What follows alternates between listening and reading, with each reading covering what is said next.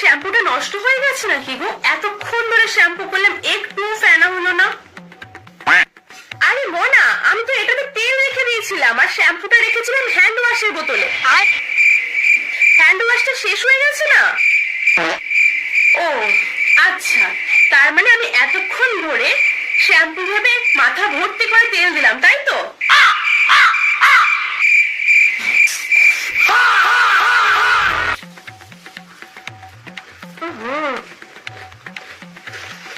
মা, বলছি মুড়িগুলো থেকে এরকম সার্ফের গন্ধ কেন বেরোচ্ছে মা?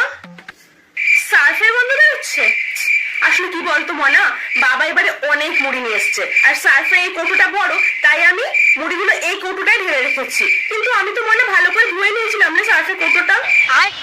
তুমি এগুলো কেন করো মা? এই অদ্ভুততা করার দরকারটা কি? এই জলটা এরকম টেস্ট লাগছে কেন? মা, ও মা,